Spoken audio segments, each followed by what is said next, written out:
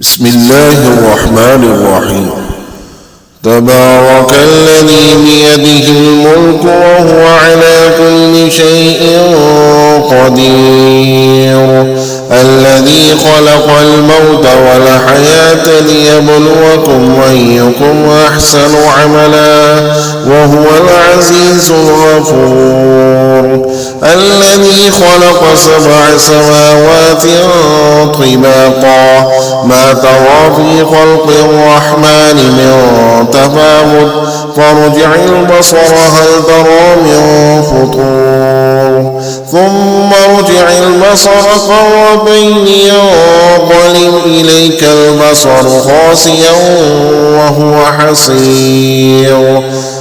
ولقد زينا السماء الدنيا بمصابيح وجعلناها رجوما للشياطين وأعتدنا لهم عذاب السعير، وللذين كفروا بربهم عذاب جهنم وبئس المصير، إذا ألقوا فيها سمعوا لها شهيقا وهي تفور تكاد تميز من الغيظ كلما ألقي فيها فوج سألهم خزنتها ألم يأتكم نذير قالوا بلى قد جاءنا نذير فكذبنا وقلنا ما نزل الله من شيء إن أنتم إلا في ضلال كبير، وقالوا لو كنا نسمع أو نعقل ما كنا في أصحاب السعير، فاعترفوا بذنبهم فسحقا لأصحاب السعير، إن الذين يخشون ربهم بالغيب لهم مغفرة وأجر كبير،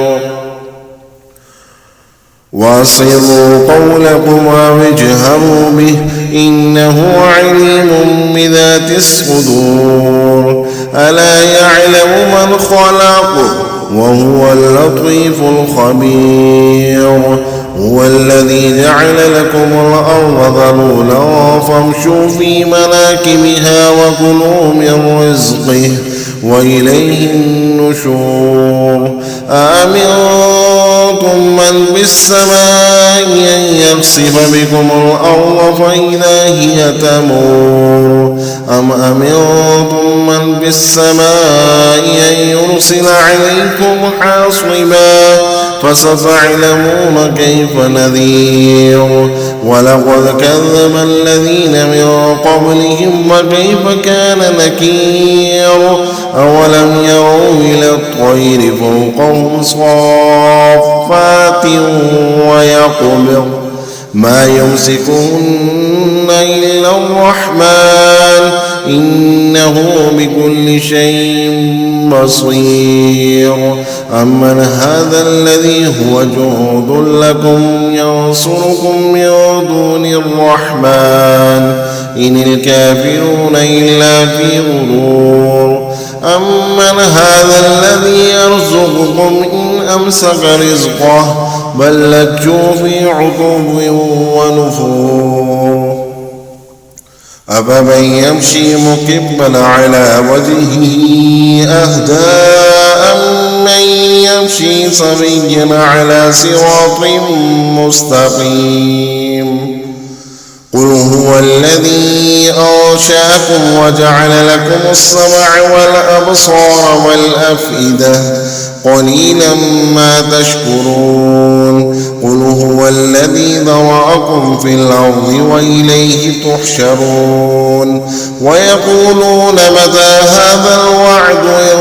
كنتم صادقين، قل إنما العلم عند الله وإنما أنا نذير مبين، فلما رأوه زلفة سيئت وجوه الذين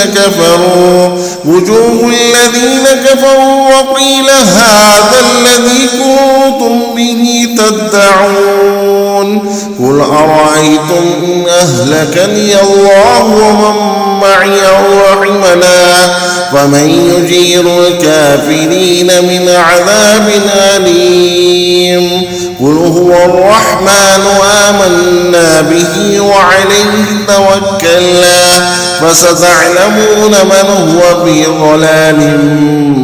مبين قل أرأيتم إن أصبح ماؤكم